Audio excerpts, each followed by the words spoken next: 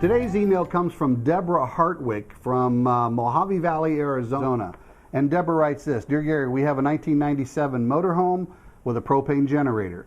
Is there a filter inside the propane tank, or is it possible the valve on the cylinder has become restricted? The generator runs great until a load is put on it. That's not good. That's when you need it, right? That's when you want the generator. You want to be able to power something. And then it sputters and runs out of fuel. We have replaced all exterior regulators and hoses. My husband, who is ASE certified, is at a loss what to do next. I really need my air conditioner unit running. Well, I couldn't agree with you more, Deborah, but something about propane generators, especially back in that era when your coach was built, it may have a liquid-fed generator or it may have a vapor-fed generator. Now, what I mean by that is how the propane is actually delivered into the generator unit itself. In some cases, there's a liquid takeoff on the propane tank that actually pumps liquid propane. Remember, we store propane as a liquid, but in most cases we utilize it as a vapor, as a gas. For instance, all the 4 propane burning appliances, they're all fed a vapor, a gas, propane gas. Some generators were fed liquid fuel, so it just depends on which type you have. You don't mention which brand of generator that you have here, so it might bear into the troubleshooting tactics that your technician or even possibly your husband might want to undertake. Even though it ultimately ends up as vapor in the carburetor of the propane generator, it may be fed liquid coming from the propane container itself. A couple things to think of. Obviously, if it runs in an idle situation with a no load applied, you want to make sure it's putting out the proper frequency and the proper voltage. So some electrical measurements also need to be taken. One of the important things to remember is when you take your coach in for service, make sure that the service facility has what's called a generator load bank. That's the only way that a generator can properly be set up. Every mechanical adjustment on a generator has a direct electrical response. You may have heard me say that many times, either in a seminar or in an earlier episode here. But every mechanical movement on the carburetor or the governor or the choke has a direct electrical consequence to it. So you really cannot tune an RV generator by ear. So you must be monitoring not only the voltage but the current flow as well as the frequency. So every shop that you take it into must be equipped with a load bank, a generator load bank, in order to properly set up the generator. If they do not know what a load bank is, well, that's a red flag to me, and I don't think I'd want them messing with a propane generator or any generator for that matter.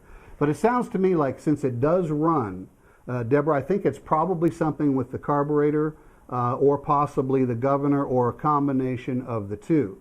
It runs at idle, it runs at no load, but it will not carry a load. Depending on how many hours that are on the unit, you may have some deeper issues, more internal to the LP generator engine itself, but that remains to be seen until we can take some measurements. The other thing that I want to mention is that there's a device on all propane generators, either just before or just after the propane regulator. One of the regulators on the generator is an electric fuel solenoid valve. That must be fed 12-volt battery power through the control system of the generator. One thing your husband can do is make sure that when there's a load applied, that voltage is not lost from that fuel solenoid. Depending on the model or the brand of your generator, chances are it's easily accessible to where you can get to that solenoid. You can just follow the hoses up into that big first stage regulator that you get when you come into your generator compartment itself. There should be a little electrical device next to it, before it or after it, that must be kept open by 12-volt battery power throughout the operation of the generator. If that thing fails, or if the voltage is lost going to that device, then obviously the generator is going to be starved for fuel. So one of the things I would definitely mention or have checked is that fuel solenoid. But other than that, it could be possibly something in the governor, something in the carburetor itself. You've already replaced the regulators, you say. Make sure that they're set up to the proper pressure depending on the specifications of that generator.